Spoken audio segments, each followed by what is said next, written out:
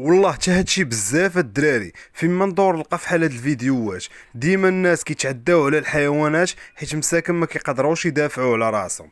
كنشوفوا في هاد الفيديوهات الناس كينتفوا الحمام الريش ديالهم. انا ما عرفتش علاش كيبقاو ينتفوا هاد الريش، كيبانوا ليا كيجمعوه في الخناشي، وبين انهم باغيين يستعملوا هادشي لغرض ربحي ولا باغيين يبيعوه ولا شي لعيبه هكا. انا ما عارفش بالضبط شنو هو علاش كيديروا هادشي، ولكن راه كيبان لي انهم كيعذبوا هاد الحمام هذا وكيتعداو عليه.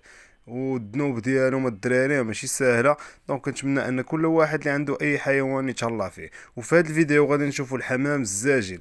هاد الحمام اللي سبحان الله العظيم الله عاطيه واحد الطريقه اولا واحد الهبه ولا واحد الملكه اللي كتخليه انه يرجع، واخا يكون في اقصى الظروف يرجع للبلاصه اللي تزاد فيها. كيف ما كنشوفوا ان هاد الحمامه هادي وصلت للباب ديال السجنه وماتت مسكينه.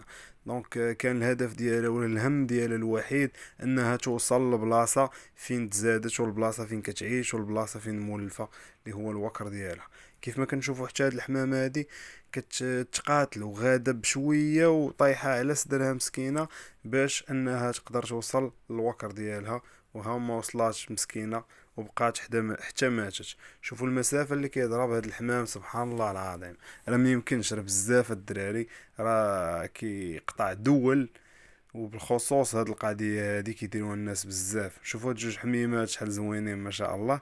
هاد لا كولور فيهم خطيره، وهاد اللون هذا كيعجبني بزاف الدراري، فحال اللون ديال النورس.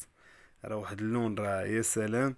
سبحان الله العظيم. الحمام الدراري فيه واحد الزين بزاف سبحان الله العظيم ما شاء الله. وغادي نشوفوا في هاد لا فيديو عاوتاني هاد الحمامه شوفوا كيفاش وصلات مسكينه. رجليها ما قادراش تحفظ عليهم بالعيا، ولكن مولاها تبارك الله عليه شوفوا كيفاش دار ليها. دار ليها هكا العلاقه باش تبقى مرتاحه.